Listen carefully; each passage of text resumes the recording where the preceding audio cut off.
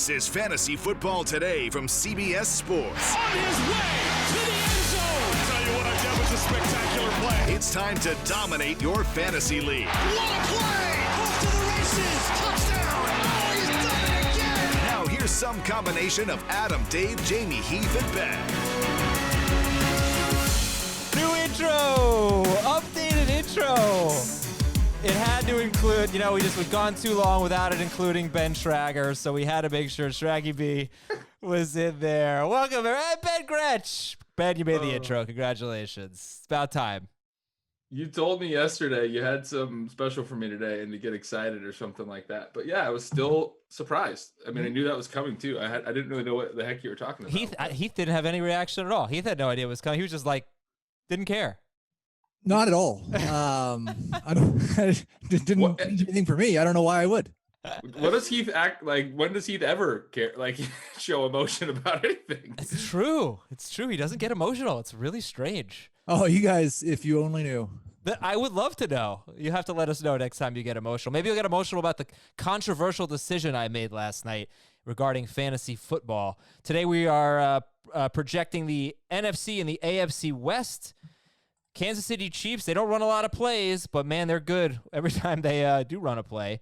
We'll talk about backfield battles with the Chargers, with the Seahawks, not so much there, I guess, but with the 49ers. We'll get into it. Let me ask you about this decision that nobody's talking about in the fantasy community. I said on Twitter, I have to keep one player in a dynasty league, only 1 year, round doesn't matter, non-PPR, Austin Ekeler or Aaron Jones. And I let Twitter decide, and they decided 60-40, Aaron Jones, despite the CBS rankings.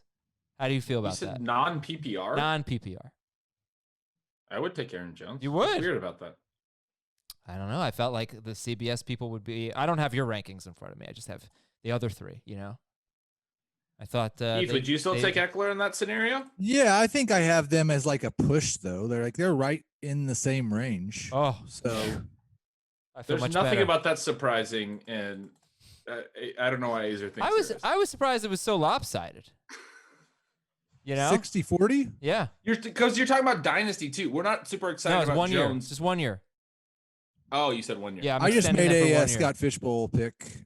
Jack Doyle in the 13th round as my third tight end. Nice. I still only have one tight end. I gotta definitely change that.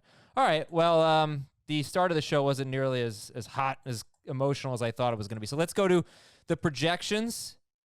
See if Heath wants to start reacting, get emotional over something here. How about this? Well, actually, I'll throw it to you first. Heath, one thing from the projections of these 8 teams, if you wanted to highlight one thing, what would it be? Position battles, I guess. I don't know if it's quite the right way to say it, but there is so much uncertainty in role. Like, I think you could have a pretty good debate in Seattle with Tyler Lockett or DK Metcalf, who's going to get the most targets. We've got the whole competition between Tevin Coleman and Raheem Mostert. We've got in Denver the Melvin Gordon, Phillip Lindsay split. And I think there's a decent chance that Jerry Jeudy could overtake Cortland Sutton by the end of the year. With the Chargers, it's who's the second running back with Austin Ekeler and what percentage of the carries they're getting. Like, a lot of these teams have unknowns in terms of the number of touches they're going to get, more so it seems like than the other divisions. And you didn't even talk about the Raiders, who I think have more than any team in the league. Every position, it's like a thing. Well, except for running back. In terms of carries, right? Yeah, but all of their backup running backs have pass-catching chops, so we don't know what the running back receiving role will be. And I would even say at tight end, I think people would maybe disagree with me there too, but they used Foster Moreau in the red zone a lot last year, and now they've brought in Jason Witten, and it's like, well, are those guys going to play a little bit more, in a way that impacts Darren Waller? I don't know. Oh, you guys have a pretty significant statistical decline for Darren Waller, not surprisingly. I thought that the projections. Oh, I'm sorry. I will give what stood out to me after I throw it over to Ben. Ben, was there one thing that you wanted to highlight? Didn't he just highlight the Raiders? I don't know. He thought I was kind of piggybacking off of yours. I was. I'll say I had both Cooper Kupp and Robert Woods as top 15 receivers. I didn't think I'd have them both that high. They both came out higher than where I have them ranked, and I moved them up my rankings accordingly.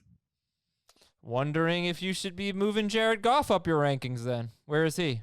I've liked him as a late round QB pretty much all offseason, right behind Stafford. If you ask me, another guy that I think's been undervalued, it's been Goff frequently. And in 6 point, I think he came out as QB 11 for me. So, or no, I guess it's QB 14 and 4 point. Yeah.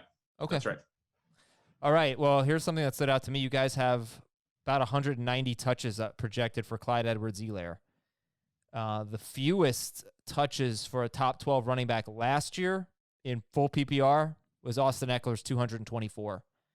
So, and Mark Ingram had 228. So that was two guys who were kind of low touches, but I just want to make sure I didn't do the math wrong. But I don't think you have 200 touches for Clyde Edwards-Helaire, right? No, you do not.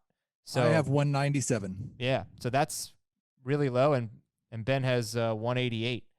So and you don't have him projected as a top 12 running back, but I just wanted you have him as 20 and 22 respectively for Heath and Ben.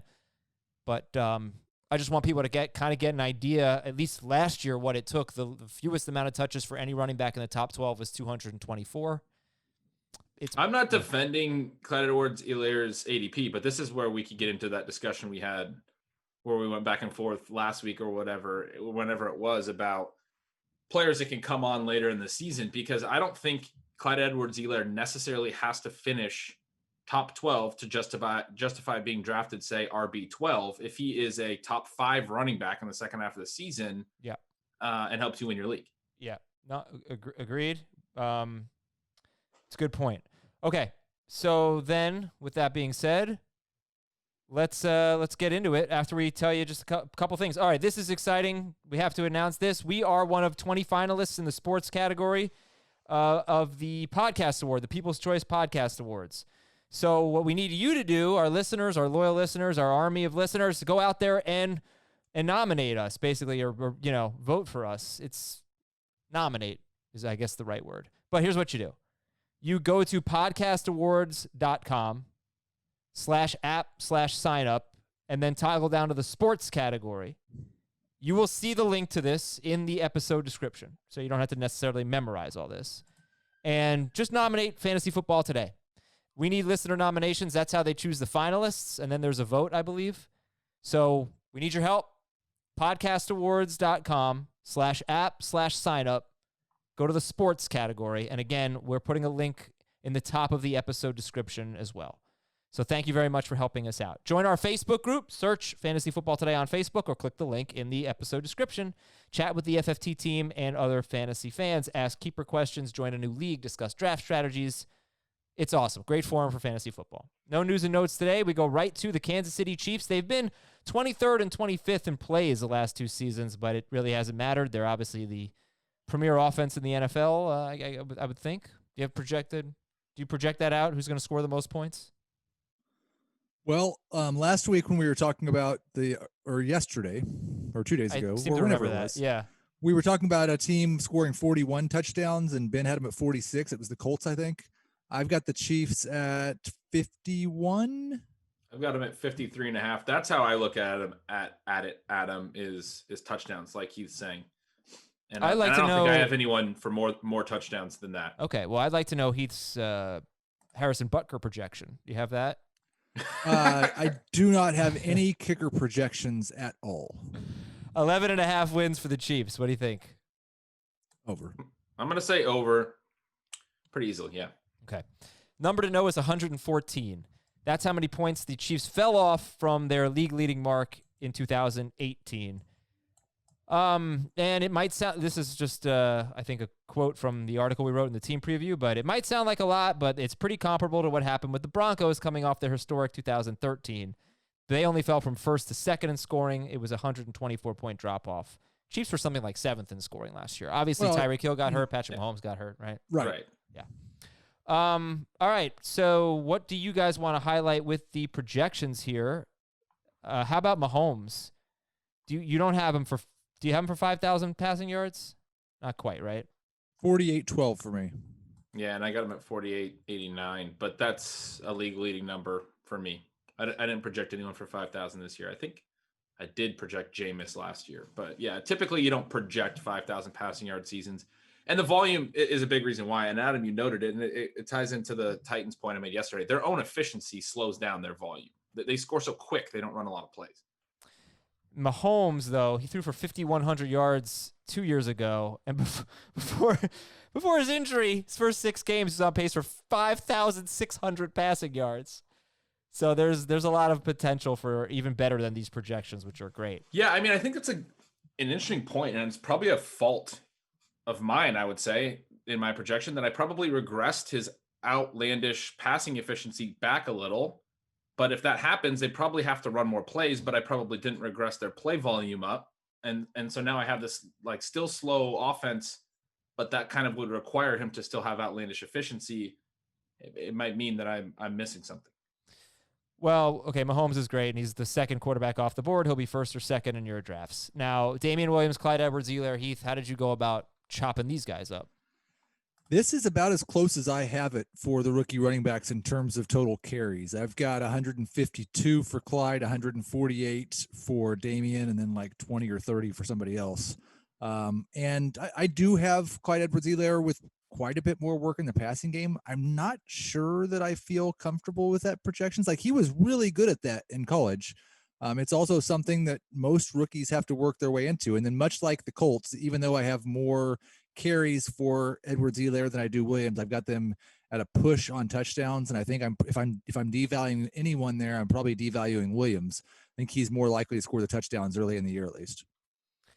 Ben, I want you to comment on that, but I also want to ask you about the Clyde Edwards-Helaire catches in college, because 55 catches is like an enormous number for a running back, but he had 14 catches in his first 2 seasons. I'll skip his freshman year. He barely played, it seems, but he had 11 catches as a sophomore, and then like everyone's numbers were so inflated in 2019. They just had the greatest offense ever, maybe. I don't, probably.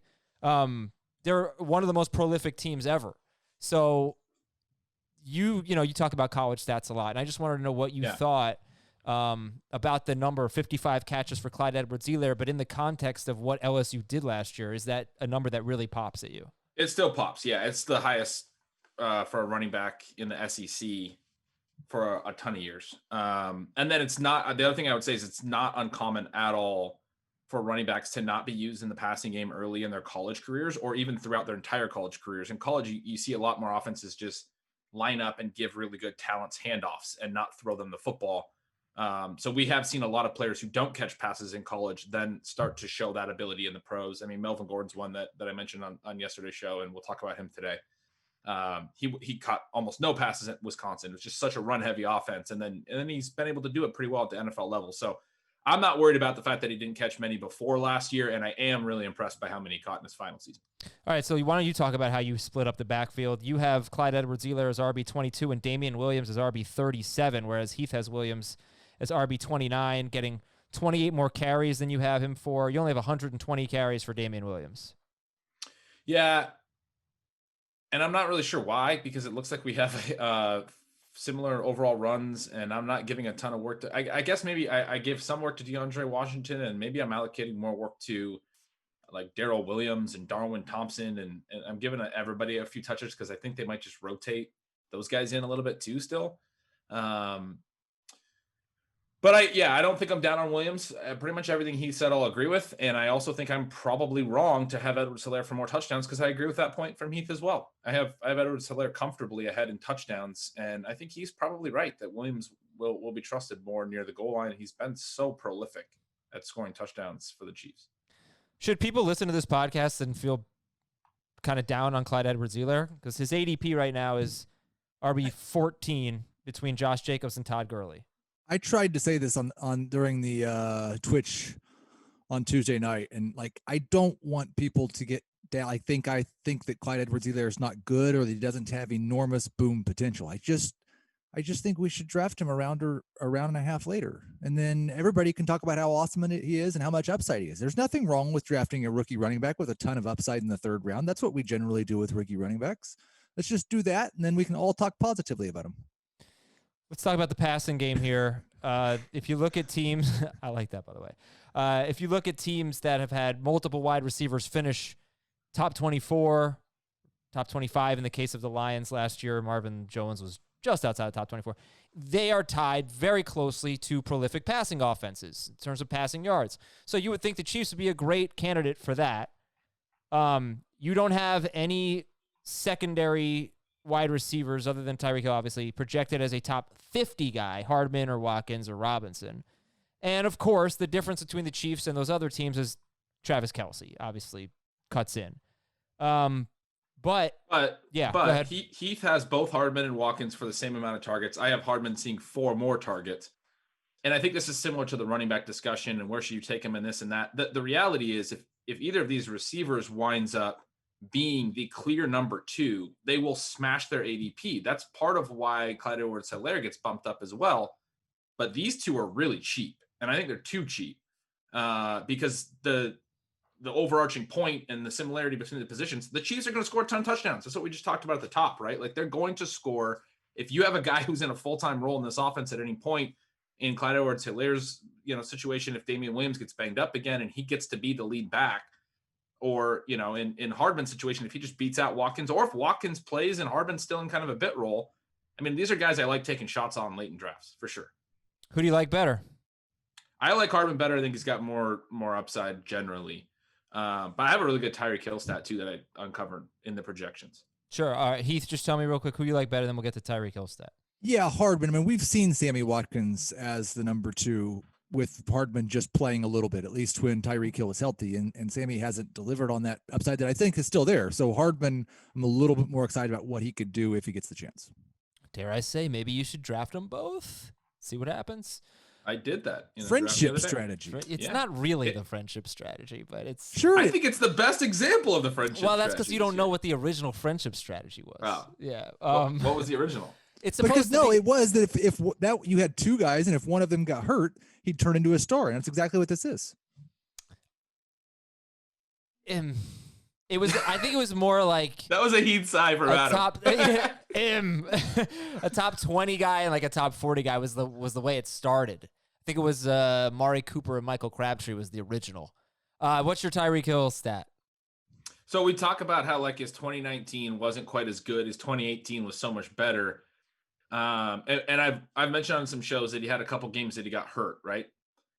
So he had 2 games where he played sub 20% snaps. He played 19 total snaps, 4 targets, 2 catches, 16 yards, barely played in those games. Week 1, where he broke his collarbone, and the Mexico City game against the Chargers is like week 10 or something. He got hurt really quickly in that game. 19 total snaps in those games. We remove those games, take his other 10 games, and pace him for 16 games. He has 136 targets on that pace. His 2018, he had 137 targets. 90 catches, he had 87 in 2018. 1,350 yards, he had 1,479 in 2018. And he would pace for 11 touchdowns, he had 12 in 2018. Basically the exact same line with about 100 fewer yards, but almost everywhere else across the board, the exact same line. I actually would argue we have 2 years now of Tyreek Hill showing that 2018 season, which was the number 1 non-PPR season, and I believe it was number 2 or number 3 in PPR. Number 3. Number 3. Mm-hmm. I think we have 2 seasons in a row now showing that, and it's hard to project that. I'm projecting him lower across the board, but I still have him, I believe, I have him wide receiver 3 behind Adams, who you have to project for a ton of targets, but I don't know. I think Hill goes too low now. Yeah. He's right on par with Adams for me. And I would also say he wasn't very good in the last 5 games of the year after he got hurt against the Chargers. He was 55 to 72 yards in every game, and he had 1 game with 2 touchdowns, and that was it. And so I don't know, and he wasn't that good in the playoffs either. I think he had a good Super Bowl, but I don't think Tyreek Hill was himself after that second injury. Okay, spent a lot of time on the Chiefs, so let's go to our second team. The Raiders? Really? They're projected to be second place in the division. It's very close. Oh, it looks like we have 3 teams with the total at William Hill at 7.5 wins. How about that? Okay, the Raiders are up next. 7.5 wins for the Raiders. I'll take under. Yeah. Under, okay. 43.4%, that's the number. Just 43.4% of the Raiders' pass attempts went to wide receivers in 2019. Third lowest mark in the league. Well, I hope they got some new wide receivers. Okay, let's see. Josh Jacobs is round 2, in between Austin Ekeler and Clyde Edwards-Helaire. Henry Ruggs is wide receiver 46. Darren Waller's tight end 5. He's going 12 picks after Zach Ertz, 10 picks before Tyler Higbee, and he's a round 6 pick right now in ADP. Heath, let's talk about the running back splits here with the Las Vegas Raiders, and it's all Jacobs, but not in the passing game. You give almost all the carries to Josh Jacobs, and you hope that he actually holds up to it for 16 games and gets close to 300 attempts, I think. I've got him at 283, but it wouldn't surprise me at all if he got to 300. Really, really struggle with the number of targets to give him because Jalen Richard has been awesome at it. They've got other guys that can fill that role. They did not act like last year they wanted to throw the ball to Josh Jacobs very much. I still have him with 28 catches. It feels like it might. I don't have any idea what his ceiling is, but that feels like it might be a little bit high looking at it right now. I've got Richard with 35 and then 23 more from the rest of the group. I still don't know, like even with the addition of these wide receivers, like last year or 2018, they were amongst the lowest in the league in terms of the number of the targets that went to their wide receivers. They went out and added Antonio Brown, which obviously didn't work out. They added Tyrell Williams. They added Hunter Renfrow, and they were amongst the worst in terms of targets that went to wide receivers. So I have downgraded Darren Waller more than it feels like I probably should have. I felt the same way. I've been low. down on Waller all offseason, but I dropped him down to 92 targets, and I felt while doing this projection like I would want that number to go up higher than I would want it to continue to go down. Like I feel like he's still a pretty good bet for 90 targets, and that puts him right at number 5 or number 6 in my projection. So it probably means that I've been a little unfair to him kind of throughout the offseason. Just want to look at the pure stats. Darren Waller last year had 1,145 yards on 117 targets, only 3 touchdowns. You guys have him projected 845 yards for Heath, 747 yards for Ben, and less than 70 catches. But more touchdowns, that's good, 4 to 5 touchdowns. And for me, like I said, yeah, he came out at tight end 6. But across the board in this projection, and he's probably right about Josh Jacobs' rushes, and I'm probably low on that, but there's probably nothing else on this that I can take anything actionable from. I just guessed at Henry Ruggs, Tyrell Williams, Hunter Renfrow, and Bryan Edwards' roles, and I didn't know whether to project those. That's who I wound up as the top 4, but Nelson Aguilar could play. Zay Jones got like 30 targets last year and could play. I just guessed at the backup running back splits with Jalen Richard and Lynn Bowden and Devontae Booker. No idea there. No idea what kind of role Jason Witten's going to play. None of this is something that I feel is actionable for like what their upsides are. Like if Ruggs is the legitimate number 1, or if one of those backup running backs is the clear passing down back, there's value. But right now I just have it all split out, and none of it seems actionable to me. Agree, Heath? Probably. I can't make a valid argument for any of those things. I've got Ruggs, Renfrow, and Williams within 16 targets of each other, like 87, 76, 71. Waller, I dropped all the way to 93 targets, and he's still leading the team. And that's like somebody's probably going to get 100 targets if they all play 16 games, but I don't know. They may not. I don't have a good, like, I know how I wish they would use Henry Ruggs. I'd like to see them play Bryan Edwards, and nothing against Hunter Renfrow. I'd like to see them play Bryan Edwards and Tyrell Williams outside more, play Ruggs in the slot more, and use them more on gadget plays, and then I'd be a little more excited about him. I don't get very excited about an outside wide receiver for Derek Carr, like running deep and making plays. Well, people like Renfrow. We get a lot of questions about him, and he had a good rookie year. We talked about him on Twitch on Tuesday night, and Ben pointed out he had 2 really long catch and run plays. But still, in the middle of the season, he was looking like a fairly solid PPR flex option and doing well for a rookie, and just, 605 yards and 4 touchdowns in 13 games. Not so bad. But over 100 of those yards are on those 2 plays. Well, okay. But it's not like he's not going to have any big plays.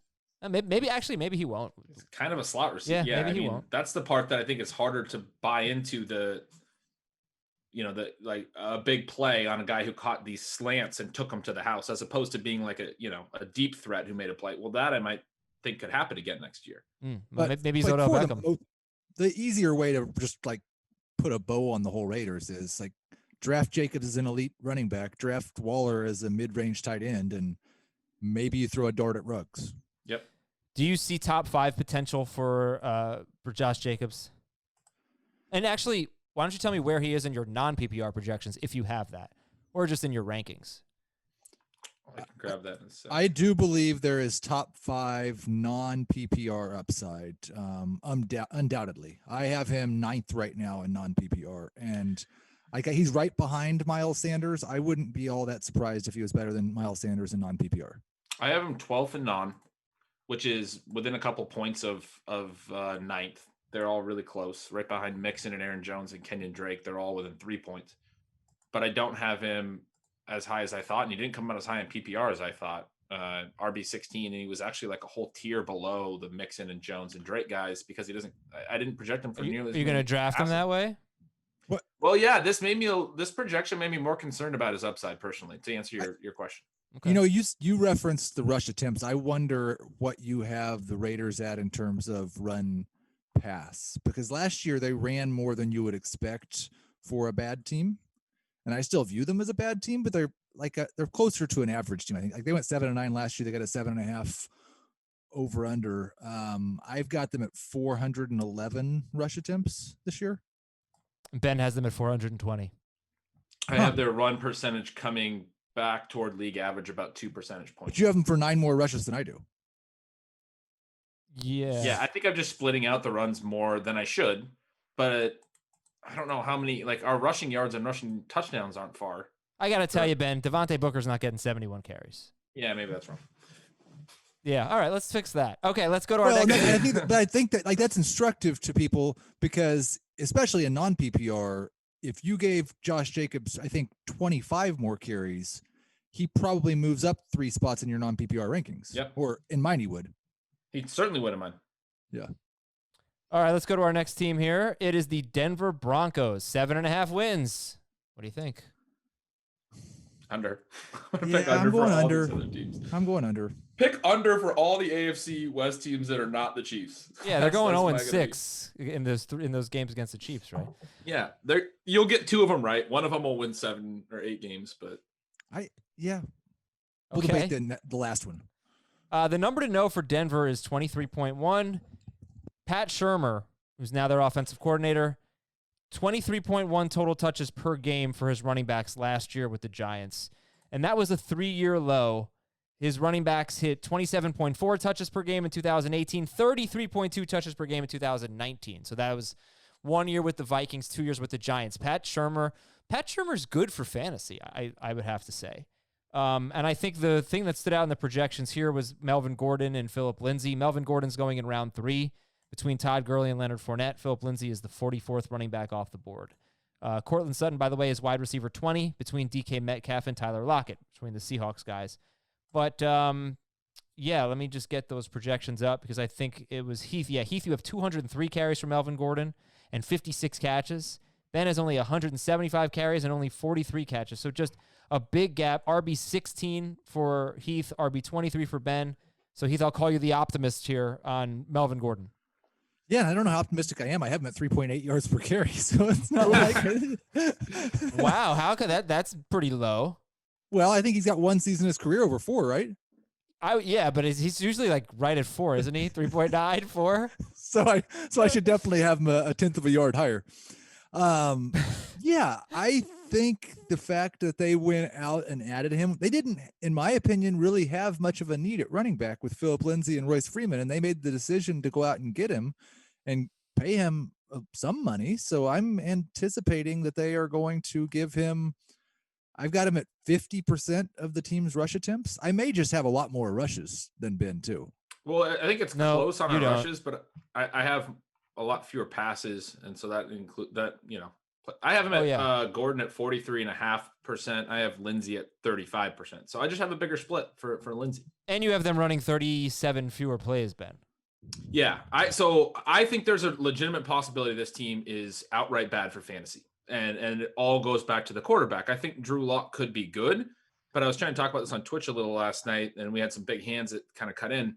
They chose after Joe Flacco got hurt to start Brandon Allen for 3 games while he put up a 46% completion percentage so that they could tailor Drew Lock starts to favorable matchups. They did not bring Lock back, even when there was a bye in that span. I don't know that a lot of people remember this, but there was all this talk about, like, why aren't we seeing Drew Lock? Brandon Allen was not playing good football. And then they let him play 3 home games in his final 5 games.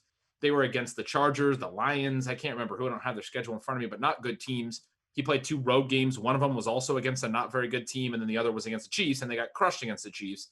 Yes, he went 4-1 or whatever it was in those games, but he wasn't particularly great. Now they have a lot of talent around him, but I'm not convinced that Drew Lock can start 16 games and be very good. And I don't even think that they thought that last year. I think they just kind of tailored it to make it look really good. I don't know. I'm not that optimistic on this offense. And I think if you look at his pass attempts in those 5 starts, 28, 27, 40, 33, and 28. The 40 was the game at the Chiefs that Ben just mentioned where, I'll take your word for it, they got blown out. I don't have the schedule. But other than that, they did not let him throw the ball. So, and most of his throws were underneath. His average throw up was very shallow. It was a bunch of design screens and things. Everything you're saying sounds pretty good for Melvin Gordon. Underneath throws, a lot of running, right? Sure. Well, in regards to the pass attempts, that is low, but they also, like, the games that were not the 40 attempts, the other 4 games, they all won. We all just said we think they're going to win fewer than 7 games. Like, I think they're going to be forced into more. And I just, the thing I struggle with, I had them more run heavy before the draft, and they spent almost their entire draft capital on improving their passing game. I don't think a team that just wants to run the ball 30 times a game would have drafted like that, but I could be wrong. Did you guys find enough targets for Noah Fant? Heath, you have him as tight end 13, Ben tight end 20, and definitely not a breakout year based on these projections. Yep. I'm down on the whole offense, like I said, and I love Courtland Sutton. I have him at wide receiver 33 before the draft, and they added all this extra talent. I was, targeting him, especially in dynasty formats. I'm pretty much staying away from all these pass catchers. It's just, they're not going to have good projections because I think it's really hard to be this optimistic. They didn't even invest in a veteran backup. So if Locke struggles, they can't go to anyone else. I don't even know who their backup is. Do they still have Brandon Allen, who was terrible last year? I'm not going to remember who Brandon Allen is in like 2 years. Yeah, I have no idea. I didn't remember until I did this projection. So with the Raiders and the Broncos. Oh, it's Jeff Driscoll who played for the Lions. And it was actually kind of good last year. Yeah, to be clear, I've got Drew Lockett like 7.2 yards per attempt, which was 5%, 10% worse, 5% worse than league average last year, and one of my lower numbers projected for a quarterback. I don't know that he's particularly good. I don't think they're going to be that run heavy, and maybe they just can't run very many plays at all. I've got them slightly below league median, right at league average. I just think they're kind of a meh team with some really good weapons. And you guys have pretty different projections for Jerry Jeudy. Heath has 19 more targets, 109 targets, 65 catches, 881 yards, 5.5 touchdowns. That's pretty damn good for a rookie. The target number pretty high that'd be a really good year. Ben has 90 targets, wide receiver 54, 701 yards, and 4 touchdowns for Jerry Jeudy. And then for Sutton, just final question here. He's going in between the 2 Seahawks receivers. How would you rank those 3? Lockett is the clear one for me. And then I'll take Sutton over Metcalf still because I'm not very high on Metcalf either. Lockett, big gap, Sutton, then Metcalf. All right, let's go to the Chargers here. I mean, this team, to me, would be the most fun projection or depressing projection. What's the over-under? 7.5. That's my favorite bet so far. Over. The over. Really? All right. Look, I'll tell that. I'll tell that. I'll say over 2. I trust you. That probably means Tyrod Taylor is going to keep playing, right? I mean, I feel like the more they win, the more they stick with Tyrod. Does that make sense, and does that factor into your projections? Makes sense. Makes sense. And I think their schedule starts pretty favorably, right? Well, let's take a look. Like, I think that they do have the Chiefs in the first couple weeks, so they're going to lose that one. But besides that, I think it starts pretty favorably. Okay, I love the Chiefs are just like an autumn. The Chiefs are going 16-0, by the way. That should be your favorite over under 11.5. 19. Cincinnati, Kansas City, Carolina. 19. They'll be 2-1 most likely. Cincinnati, Kansas City, Carolina, and then at Tampa Bay, at New Orleans, then the Jets and the Dolphins and the Jaguars and the Raiders. So that's a good October-November stretch. 6-3 going into their bye week seems pretty good. Yeah, I like that. All right. Anyway, why they're so fascinating? Tyrod Taylor and Philip Rivers are so different, and how did you tackle this team? We tackled it very differently. I have 40 fewer plays, only 20 fewer rushes, but closer to 40 fewer passes. Or, 50 fewer plays. So I have a little bit more of a run lean. I have this shifting a lot more to like how Tyrod Taylor's teams were in Buffalo.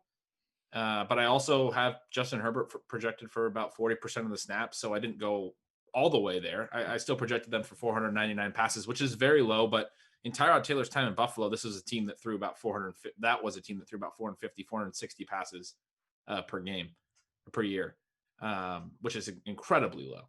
So.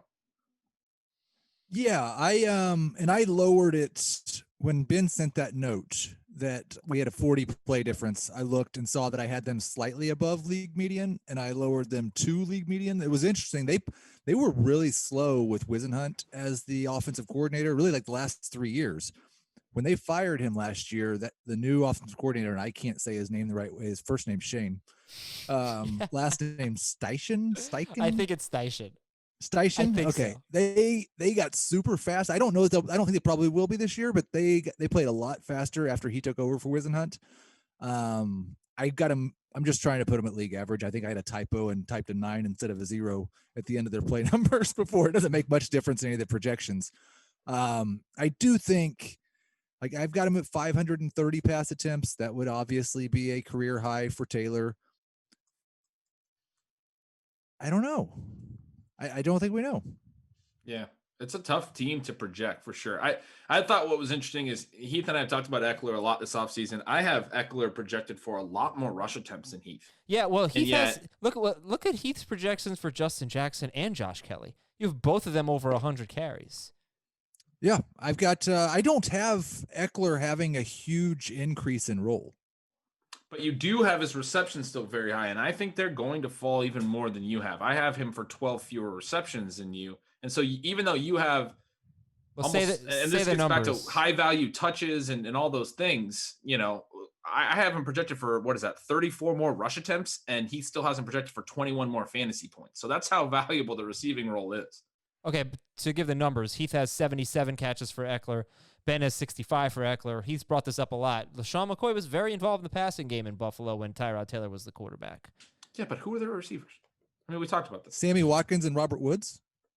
Robert Woods was a nothing. They were really good. But Robert Woods is the reason why. Not the year that LaShawn McCoy led the team in targets. That was not who they had. But Robert Woods is the reason. One of the reasons why I'm not excited about drafting anybody on this team. Maybe Ekeler and PPR, sure, but like, look at how good Robert Woods is now, and he was nothing on Buffalo. I really don't like Tyrod Taylor for fantasy. I just don't like it at all, and I'm certainly not going to like Justin Herbert. I will say, like, the biggest thing for me about the Chargers, because I understand what you're saying about his effect on Keenan Allen and Mike Williams for sure. Yeah, maybe even Hunter Henry. I'm not sure, but I do like Taylor if he plays those first 9 games we just said as the starting quarterback with Austin Ekeler, Keenan Allen, Mike Williams, Hunter Henry, and running the ball 8 times a game or 6 times a game, 5 times a game. No, it's ironic that he could be probably bad for the receivers, but he himself could end up being maybe the best value on the team. Well, and he's a super safe quarterback. Like, he will take some deep shots if it's wide open, but the reason that Bills fans would email us and say, well, you guys like him, or the reason we don't like him is he won't ever throw into coverage and he takes too many sacks and he takes off running and won't throw the ball. I do think he doesn't mind dumping the ball off short and just getting it to the guy it's supposed to go to as quick as possible. So do you want to talk about the wide receivers quickly here? The only one I'm interested in is Mike Williams at cost. Keenan Allen is going to look too much like what people think Jarvis Landry is, even though Jarvis Landry is better than that. But he's going to be, he doesn't have enough efficiency, and he needs targets and he needs receptions, and it's going to be tough to come by. Mike Williams has a chance as a downfield guy. What do you have for the targets for Allen and Williams? 130 for Allen, 92 for Williams. You have 134 and 86, it looks like. Yeah. On this sheet. Okay. So we're close. I have a little bit more going towards Williams. And Henry, if he falls, I just took him in Scott Fishbowl, which is a tight end premium league. He was falling in that league. Yeah. Keenan Allen is going 23rd at wide receiver. He's between DJ Chark and Terry McLaurin. Thoughts? I would way rather take those young guys. I would rather have the young guys in non-PPR. I think in PPR, I'd probably still rather have Allen than Chark. We've got the NFC West, really, really loaded division this year. Super fun for fantasy. That's coming up next on Fantasy Football Today. Stick around. Review on Apple Podcast Review. And what happened? Did something just happen in the Scott Fish Bowl? Yes. Oh, what happened? I wanted Tariq Cohen at the end of the 12th, and he went one pick before me. I took Tariq Cohen in the 11th. I wanted Jerry Jeudy, and he went one pick before me, so I hope that makes you feel better. I want a new team in the Scott Fish Bowl. Your team's fine. You think? I don't know if it is. I don't know. Yeah, I think it's fine. Like you only have one receiver still and one running back through 7 picks for me. Yeah, one receiver. No, I have 3 running backs. I took 2 running backs. I did an interesting thing that maybe could work in redraft. You want to dip into the exciting rookie and then the veteran who might be replaced. You don't know which way to go. I took DeAndre Swift and Damian Williams to get a little bit of both sides of that. I just took Kerryon Johnson in the 12th round. That's a great. I love it. It's a great. I'll be looking for him later. All right. So anyway, the 49ers. He just went right before Cohen, and I was looking at him too. But I'm gonna take Philip Lindsay. 49ers here, 10.5 wins. Under. Interestingly low. Yeah. You're going under too. I'll take 10. Yeah. Hey, it wants you to bet the over, considering they won 13 times last year, right? I don't know. I don't got to bet. I'm going to change the number to no. I understood the taking the out when it was the number right on, like if it was 10 and you were just say 10, so you didn't have to, it was 10.5. You got to pick one. No, I've taken on the number on a half number multiple times. It's true. He does not like this game. He just doesn't. You're out of the intro. Come on. If you're giving betting advice, there's got to be times when you say that there's not a bet that you would take, and that's where I'm at. I don't think we're giving betting advice. Okay, I know. But I'd say that. We're just giving opinion. All right, numbers to know. It is in here. I have 5. The amount of times Jimmy Garoppolo scored at least 20 fantasy points in 2019, but that's not good enough. Here's the number you need to know. In 2019, Jimmy Garoppolo was 3rd in the NFL in yards per attempt. In 2018, Nick Mullins was 5th. And in 2017, Jimmy Garoppolo led the NFL, but he didn't qualify. He only had 178 passes, but 8.8 yards per attempt, led the NFL. You've got George Kittle, who's a yak monster, and maybe Deebo Samuel, Brandon Ayuk, and just they have just been an incredibly efficient offense throwing the ball in terms of yards per attempt. That stands out to me. And your projections for Jimmy Garoppolo really are quite different, even though it's QB 23 for Heath, QB 24 for Ben, but Heath has 4,276 passing yards. Ben has 3,854. We're talking more than 400. And look at our play splits. They're almost identical. So I obviously have Garoppolo being a lot less efficient, which is I have Garoppolo as the second most efficient quarterback behind Patrick Mahomes because he's kind of been the second most efficient quarterback for a year and a half. I might need It's to not look very at that. long, but yeah, no, it's interesting. It's a lot of it is yards after catch, obviously, but it's an interesting stat to me because it just makes me think like if their defense takes a step back. By the way, they weren't that good of a defense in 2017 and 2018. They're going to throw more, and we never talk about Garoppolo as a sleeper, or rarely is he a sleeper. He's just not going to throw enough. Holy crap, Heath, you have some like really high efficiency on these young receivers too. I kind of like it. I gotta give this another look for sure. 9.4 yards per target for Debo, 8.95 for Ayuk. And I probably just regress these guys under like 8 yards per attempt because they're, young guys and they see shallower targets, but I'm going to need to readjust that. Yeah, I'm probably too high. I thought the number to know was 14. And that is? Including the playoffs, Raheem Mostert only had 2 games last year with more than 14 carries. All right. So tell me was a good number to know because he also doesn't catch any passes, which people don't realize. Tell me. I think people realize. I hope people realize that. Tell me how you broke down the backfield.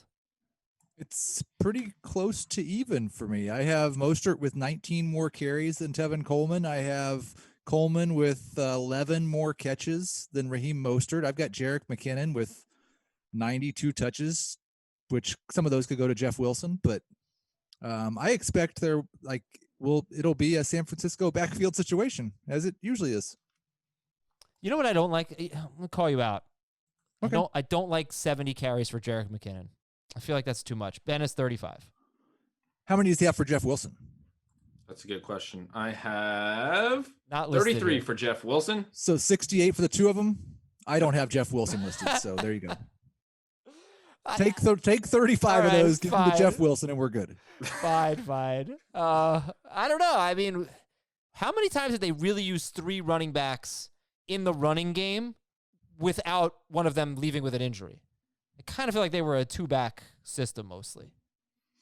Well, we both have Mostert for right around 170 and Coleman for right around 150 rushes, and then we have the other backs combining for 70. Yeah, that's really not much. Yeah. Okay, so do you have anything else? You basically have Mostert and Coleman projected extremely similarly in terms of where they end up because you have more catches for Coleman. And that's why I draft a ton of Tevin Coleman, right. And I haven't drafted Raheem Mostert yet. I might take Tevin Coleman along with Phillip Lindsay right now in the Scott Fishbowl. How did you guys factor in the Deebo Samuel injury? Like, what do you do about that? I made him and Ayuk basically equal in terms of targets, and they won't be. If Deebo Samuel's ready week 1, I think he'll get more targets than Ayuk. But if Samuel's on the pup list, then Ayuk has a chance to break out and be a low end number 2, high end number 3 receiver. That's the thing I don't know though. Like even if one of these two is not involved, I have a hard time seeing a 49ers wide receiver being better than like 20th or 24th, like in that range. Ben, you have 7. Probably fair. You have 7.5 touchdowns for George Kittle. I don't remember if it's 5 or 6, but nobody in the last 3 years under Shanahan has caught more than 5 or 6 touchdowns in San Francisco. Does that matter to you? Because it doesn't matter to me, for the record. It maybe should. Kittle had 2 or 3 touchdowns called back by penalty last year, and he scored 5 times in 14 games. I bumped up his TD rate a little bit because I remembered that penalty stat. Maybe a little high, but it would not surprise me at all if he has a 7 or 8 touchdown season. Plus, I think he was close to it last year. If some of those penalties didn't happen, he would have hit it. You know what I'm going to say? He missed the game against the Cardinals. Jimmy Garoppolo threw 45 passes. If I tell you Jimmy Garoppolo threw 45 passes against the Cardinals, give me your projected line for George Kittle. 12? Yep. 397? Yeah, basically. 397 touchdowns. Although if George Kittle had played, Jimmy Garoppolo probably wouldn't have needed to throw 45 passes. That's a very good point. Maybe. But Ross Dwelley scored twice last year. Were those in those games against the Cardinals? Probably. Probably. He started when Kittle was out. Yeah, he had 2 TDs against Arizona. So there you go. Kittle should have scored 7 touchdowns or maybe 10 last year. Seattle, the other game that Kittle missed last year. 9.5 wins for Seattle. Oh, that's a tough one too. Seattle's one of the hardest teams. I live up here, and a buddy of mine asked how good they're going to be, and I was like, if you rank them in the top 5, I wouldn't have that hard of a time disagreeing because Russell Wilson is, I think, the second best quarterback in the league. And if you rank them middle of the pack because their coaching staff holds back Russell Wilson and they don't have really enough talent around him, I wouldn't disagree with that either. It's like, how much value do you put on Russell Wilson? Over. Yeah, he puts a lot of value on Russell Wilson. Very different approaches to that. Well, the number to know. Oh my gosh, Ben, your projection for Russell Wilson is so, pardon this word, but it's very sexy. Makes me very excited to draft him. 4,400 passing yards, which would be a career high. 35 passing touchdowns, plus another 360 rushing yards and 2 touchdowns. You both have him QB4, QB3, but Ben has a much more aggressive projection for Wilson. So the number to know is 31. 4 times in the past 5 years, Russell Wilson has thrown at least 31 touchdowns. And he's done that despite finishing in the top 10 in pass attempts just once in those 5 seasons. And when I say that, so like he throws a lot of touchdowns, he's got a great touchdown rate, right? Does that make you think that there's like hidden downside with Russell Wilson? That if his a normal touchdown rate, that he might throw like 26 touchdowns and no, his touchdown rate is just like Aaron Rodgers' peak when he kept doing it every year, which is because he's so efficient throwing the ball, because his completion percentage is so high, because he throws touchdowns on first downs. He doesn't have to throw passes on second and third down, so he doesn't throw a lot of passes because of that. Rodgers never got near 600 passes back in the day. My only argument against that would be that 2016 Russell Wilson and the past 2 years of Aaron Rodgers would say, yeah, there's some hidden downside. Because those 2 years, those 3 years, Wilson and Rodgers were well below their career norm in touchdown rate and closer to league average, and they weren't near as good in fantasy because of it. 2016, Wilson was like QB8, but that was the year he hurt his ankle in week 1. Pretty sure that was the year. And he just. I was just looking at that. I think it might have been actually the year after, because that's the year. The year after is the year he had the really low rushing yardage total. Oh, okay. Yeah, 2016, he was good as a passer. His yards per attempt were right there at his career average. He threw for 4,200 yards. No, 2016 is the year he had the low rushing yards. I was looking at the wrong thing. Sorry. I think that is the year he hurt his ankle. But it didn't affect any of his passing except for the touchdowns. All right, you guys, you have Carson as RB12 for Heath, RB17 for Ben, even though the numbers are not all that dissimilar, but 18 more carries for Heath and more than 100 more rushing yards, but the receiving numbers are very similar. But I think Lockett versus Metcalf is really the interesting thing here. They go very close to each other in drafts. Is there a statistical justification for drafting Metcalf over Lockett? No. It's a really thin one. I have a hard time with it. I mean, I think it's that second-year breakout thing that rookie receivers who are very efficient in year one tend to see an increase in volume, and you can make cases in that regard, but I think it would be pretty thin because you'd have to really justify downgrading Lockett in a way that I don't think there's anything in Lockett's profile that is, defends that. So it's just you have to love DK Metcalf, I think, and just look at him and say he's got potential to do such great things. The thing is, like, even if, for me at least, even if Metcalf got 10 more targets than Lockett's tied with Tyreek Hill for the most efficient wide receiver since we've been measuring those types of things. So I think Lockett would still be better, even if Metcalf got I've got Lockett with only 5 more targets than DK Metcalf, but 150 more yards. Yeah. I mean, last year he had 10 more targets, but he caught 24 more passes. That's how much better his catch rate was. He had a lower average depth of target, but he also sees downfield targets and makes plays on them. He had 157 more yards as well with only 10 fewer targets. So Heath's projection makes perfect sense. Oh, well, you both have quite a gap. Like Ben has Lockett wide receiver 13 and Metcalf wide receiver 27, and Heath has Lockett wide receiver 15 and Metcalf wide receiver 31. The tight ends don't factor in all that much. Is there anything else you want to add about this team? I think the volume is really interesting. We have the same amount of plays. I have them throwing, I can't do math in my head right now, 27 more passes and running 27 fewer times. Heath's probably closer to their typical rates. I took Russell Wilson's comments at the Super Bowl to be pretty interesting. This guy's he's kind of always followed the team line, never really spoken out about specific stuff like that. And he came out and said he wants to play more up tempo, wants to be in control of the offense more, likes what they do in the 2-minute drill. I think they're going to pass more this year by design. He'll still be efficient, I think. And that's why I have such a monster projection for him. To the Rams, 8.5 wins for the Rams. Over. They were still 9-7 last year, weren't they? Yes. Even though that we all think of it as a huge disappointing year, they were still over that. So that feels like a good bet. Wait, were they? Yeah, they were 9-7, third place. Okay. Okay. 15.9% is the number to know. Just 15.9% of the Rams' targets went to tight ends in 2017 and 18. And then in the last 5 games, Higbee and Woods accounted for 53% of Jared Goff's pass attempts. So they just changed as an offense in the second half of the season. And that is probably where we should start. Just quick ADP review. Jared Goff is QB 17 between Roethlisberger and Burrow. Cam Akers, round 5. Darrell Henderson, RB 49 much later. Malcolm Brown, RB 67. Cooper Kupp and Robert Woods, round 4 picks. Cooper Kupp's like end of round 3, round 4. Robert Woods is in this wide receiver run in round 4. It goes Amari Cooper, then Cooper Kupp, and then DJ Moore. And it goes A.J. Brown, Robert Woods, DK Metcalf.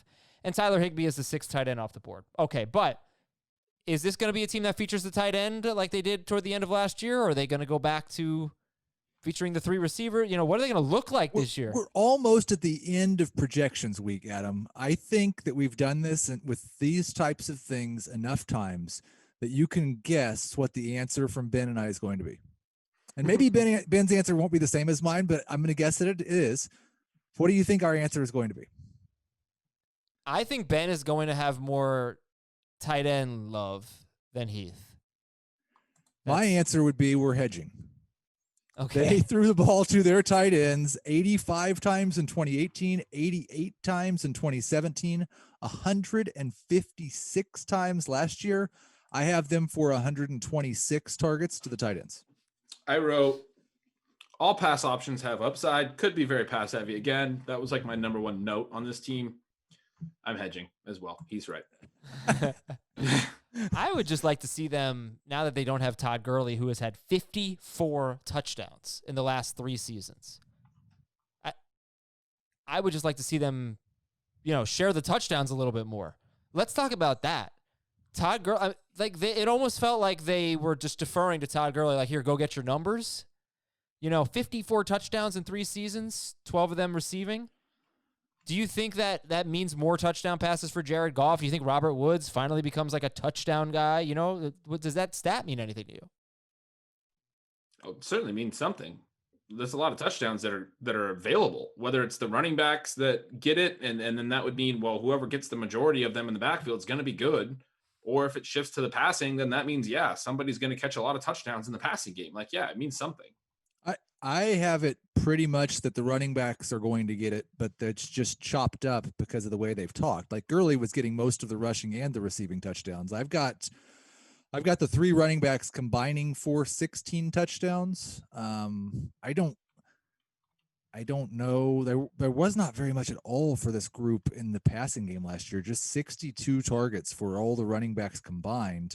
I lean towards Henderson being the guy in the passing game. Well, if you're the 2nd running back and you're not thinking more than 60 or 70 targets for the position, there's almost nothing in the passing game for Cam Akers. And I've got Malcolm Brown with 4.5 touchdowns, which is too high of a touchdown rate, but it sounds like at least early in the year, they want to use him as their short yardage guy. I think Cam Akers could eventually take that away. You have 214 carries. I'm sorry, Ben. 214 carries for Akers. Why don't we stay on the running backs here? Because that's a big number from Heath compared to just 161 for Ben. Yeah, I want to talk about the running backs receiving because Heath just made a really good point. And I also kept the running backs receiving low. I'm just not going to listen to whatever you just asked. I also kept their receiving low, like he said. And I think for a lot of teams, it's either the running backs or the tight ends, especially when the team has receivers that they use.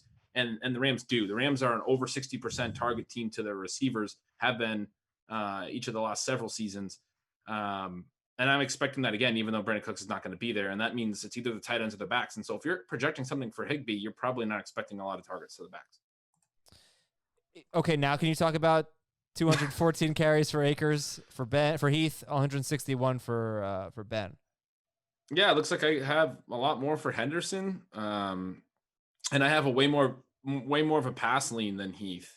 I kind of think that commentary about the deference to Gurley, like now that he's gone and they have some uncertainty in the backfield, I kind of think that means that they will rely more on Jared Goff and they will be a little bit more pass heavy, like I said. And I think these pass weapons are going to have upside because it should be fairly concentrated. I think there's a little bit of sleeper potential for Josh Reynolds, who I think will probably start over Van Jefferson early in the year.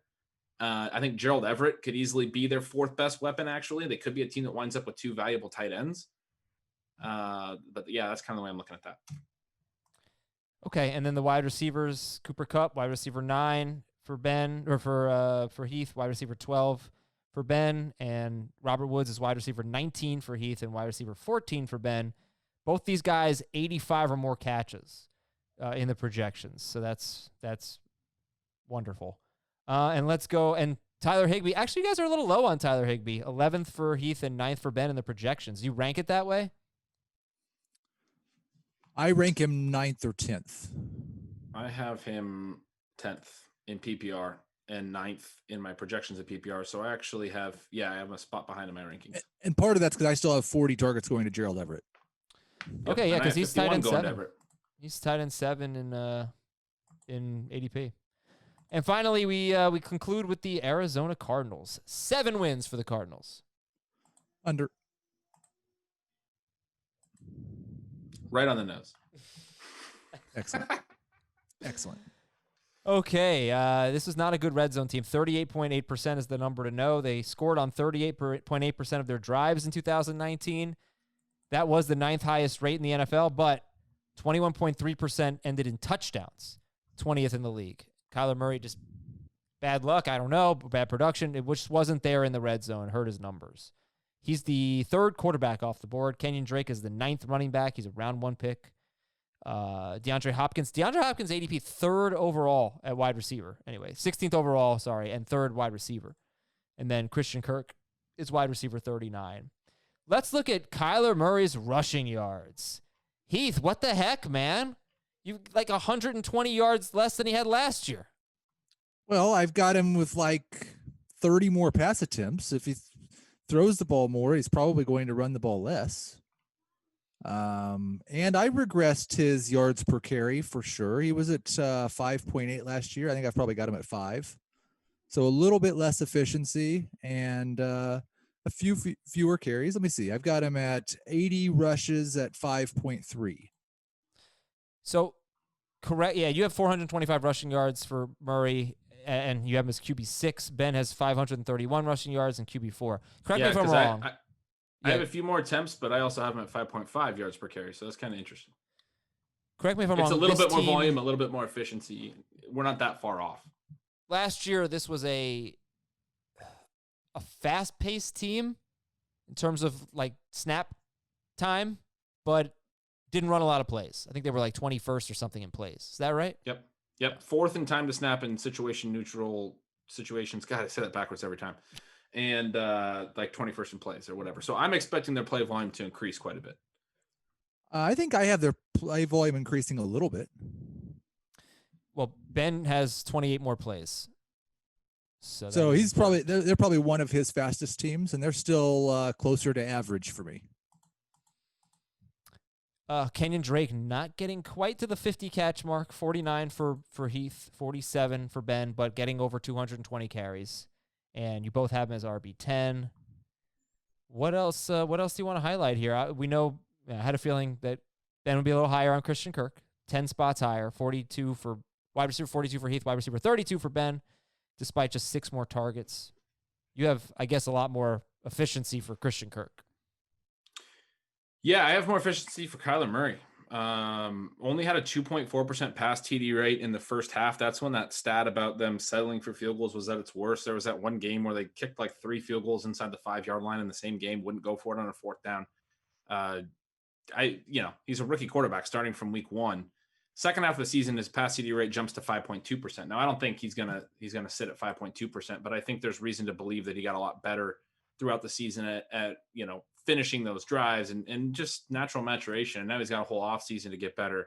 I think this guy's actually really good. He had a really good completion percentage, underrated for a rookie. I think that's going to take a little step forward. I got his TD percentage taking a step forward, and then I have them throwing a lot more passes. And if that all happens, it's good for Christian Kirk because Larry Fitzgerald's going to be there on the field, but he's not going to be like a big play guy. Hopkins is going to obviously be very good as well, but Kirk has the, Chris Godwin type upside. I really do believe that. I said that before this offseason. Whoa. Yeah. And I just want to be clear, like with the Kyler Murray thing, because I'm always the anti Kyler Murray guy. He was 3.7% touchdown rate last year. I've got him projected at 4.6. So a pretty massive leap there. He was 6.9 yards per attempt last year. I've got him projected at 7.5. So like what are all these things? What's that? I have him at 5% TD rate, and I have him at 7.4 yards per attempt. So yeah. So for all I think he's going to be better. I think he's going to break out. I just think that like him at QB3 is drafting him more at his ceiling than it is at what you should expect. Well, what's his floor? Because that's where I keep seeing people compare him to Baker Mayfield last year, where everyone was expecting Baker to take this year 2 jump. But Murray's floor, because of the rushing, has to be higher than Baker's was last year. Oh yeah, for sure. I don't think he's I think his floor's close to what he did last year, which was what, QB 14 or 15 on a per game basis, in 6-point per pass touchdown leagues, and even better in 4-point. I don't think he's going to be as awful as Baker was, but I think there's a real risk of taking him in the 5th round as the 3rd quarterback. And he's just not somebody he's not bad, but he's just not really a help. Yep. By the way, I never got to say this when we did the NFC East. And since Ben won't be on the show tomorrow, I don't think you should be so high on Evan Ingram. I know you like to draft him. Do you know who the Giants tight ends coach is? No. Freddie Kitchens. Oh, no. Oh, no. Oh, no. Oh, no. I'm sorry to ruin Evan Ingram for you, man. Oh, God. You just ruined him for me. Yeah. I'm sorry. He's definitely going to be starting Caden Smith. All right. Here comes Tyler Higbee and all these guys rising up my ranks as Evan Ingram starts the free fall. All right. Hey, guys, thank you. You put in so much work project for this show. And, projections, I appreciate it. It was easy for me, but it was a tough, hard-working week for you guys. So thank you for pulling the weight. Much appreciated. Thanks to all of you all for listening and for sending us your questions, which we'll read on tomorrow's show. Ben's in the intro. Big day here on Fantasy Football Today, and we'll talk to you again on Friday. Keep it real. Want more of the Fantasy Football Today podcast and nonstop year-round fantasy advice? It's simple. Hit the subscribe button and hang with us all throughout the year.